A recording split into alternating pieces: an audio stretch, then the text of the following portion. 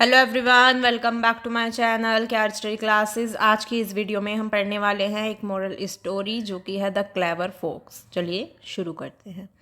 Once upon a time the cow was circling a garbage dump. Suddenly he spotted a big juicy bone. The crow was overjoyed. He had been feeding on dry orange peels for a long time. What a treat, he thought.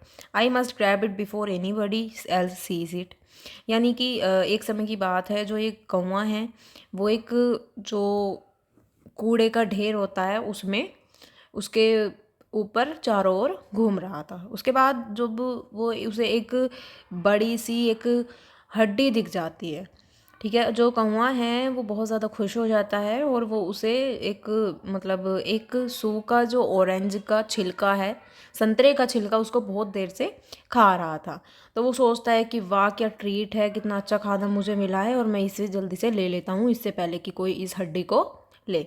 Thinking thus, he picked the bone in his beak and flew to perch on a roof. Suddenly, a fox approached him. The fox too had been looking for something to eat. It noticed the juicy bone in the crow's beak. The cunning fox had a plan to get the bone. उसके बाद जब जैसे ही वो उस हड्डी को मतलब लेता है अपनी चोंच में और उड़कर जाकर वो एक छत पर बैठ जाता है। उसके बाद एक लोमड़ी वहाँ पर आती है। जो लोमड़ी है वो बहुत ज़्यादा मतलब वो भी कुछ खाने के लिए ढूंढ रही थी और जब वो उस हड्डी को देखती है कौवे की चोंच में, तो उसका उसका मन करता है कि मतलब उस हड्डी को खाने का, और फिर वो उस हड्डी को खाना चाहती है। वो सोचते हैं कि मुझे ये हड्डी चाहिए या मिल जाए। It went to the roof where the crow was sitting and said, hello there friend, perhaps you do not know me, but I happen to be a friend of your friend the kite. He told me what a lovely voice you have. He told me that you had sung a fabulous song on his birthday. Today is my birthday. Will you sing me a song too?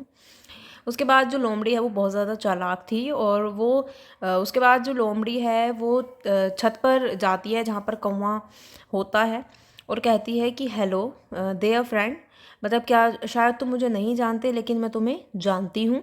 तो मेरे मतलब मेरी friend के तुम, मेरी जो friend है kite, तुम उसके फ्रेंड हो। वो कहती है कि तुमने बहुत, उसने मुझे बताया कि तुम्हारी बहुत अच्छी आवाज़ है और तुम बहुत अच्छा गाना भी तुमने उसके बर्थडे पर गाया था। आज मेरा बर्थडे है, क्या तुम मेरे लिए भी कोई गाना गा सकते हो? The crow thought, wow he is praising me, I must oblige the good fox and sing him a song. And the crow cocked his head and flapped his wings and sang loudly. Just as he had done that, the bone fell from his beak and landed straight in front of the fox. The fox was waiting.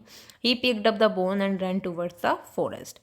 उसके बाद जो कौवा है वो सोचता है कि wow ये मेरी तारीफ़ कर रही है और इसे मेरा गाना बहुत अच्छा लगा, तो मैं इसके लिए एक गाना गा देता हूँ, यानी कि इसके लिए भी गाना गा देता हूँ। जो कौवा है वो अपना मतलब खुश हो जाता है, वो सिर हिलाने लगता है और अपने जो पंख हैं उनको फड़फड़ाने लगता है और तेज़ तेज़ गाना लगता है। जैसे ही वो गाना लगता है तो जो हड्डी होती है वो उसकी चोंच से छुटकर नीचे गिर जाती है। जैसे वो फॉक्स के पास गिर जाती है और जो फॉक्स है वो इसी चीज़ का वेट कर रही थी कब वो हड्डी गिरे और मैं उसे उठाकर ले जाऊं।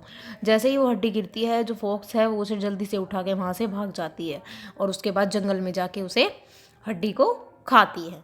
यहाँ से जो हमें मोरल मिलता है इस स्टोरी से, never believe the one who flatters you, यानी कि चापलूस करने वाले व्यक्ति पर, चापलूसी करने वाले इंसान पर कभी भी विश्वास नहीं करना चाहिए।